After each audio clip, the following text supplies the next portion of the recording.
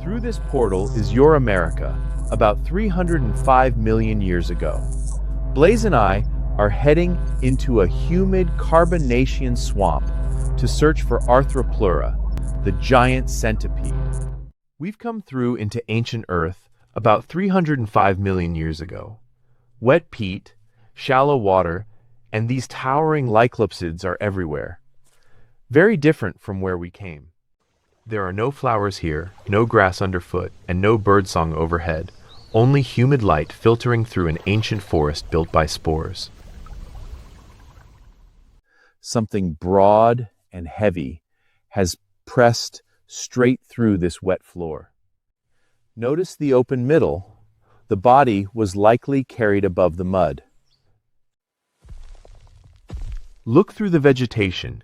You can just see the armored segments passing behind it. This is not a giant insect, and not quite the movie version of a centipede. Arthropleura was a huge land myriapod, armored in broad overlapping plates. It could reach an estimated 2.5 meters long.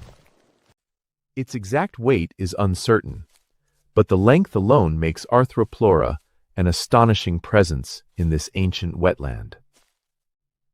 As it moves into the open, the body stays remarkably steady while waves of legs carry it over the damp litter. Arthropleura was the largest known terrestrial arthropod. Seen from the side, the great body seems to glide, but it is not sliding at all. Under the lateral plates, dozens of short legs touch down in sequence. Juvenile fossils reveal the hidden design: a flattened head, short segmented antennae, compact mouthparts, and small stalked eyes that never dominate the face. The most revealing fossils are not the giants, but tiny juveniles from Montceau-les-Mines. Sealed inside siderite nodules, they looked uninformative from the outside, until scanning methods let researchers examine the rock layer by layer, exposing parts unable to be seen by the eye. These juvenile heads reveal real anatomy, but they may not represent every giant adult or even the same species. Its exact diet remains unknown, but soft plant tissue, spores, and rotting vegetation are more likely than attacks on large prey. Reconstructed oxygen levels rise and fall through the Carboniferous, and those richer intervals may have opened possibilities for giant arthropods.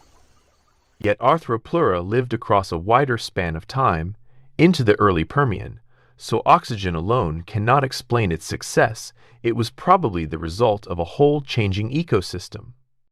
Around Arthropleura, the Carboniferous held many lives: griffinflies in the air, amphibian-grade vertebrates at the water, and early amniotes in the litter. Beneath these quiet forests, dead vegetation settled into oxygen-poor water. Over immense time, sediment pressure helped turn that peat toward coal. Over time, these forests were not frozen in place. Wetlands shifted into more seasonal, patchier habitats, changing the world Arthropleura had known. And that is where we leave it, disappearing in the vegetation as one of Earth's largest land arthropods returns to its own ancient world. We came here to meet a giant, but the real discovery is quieter: a lost wetland and an animal unlike anything alive today. What we met was not an insect, not a giant centipede, and not a predator from a nightmare.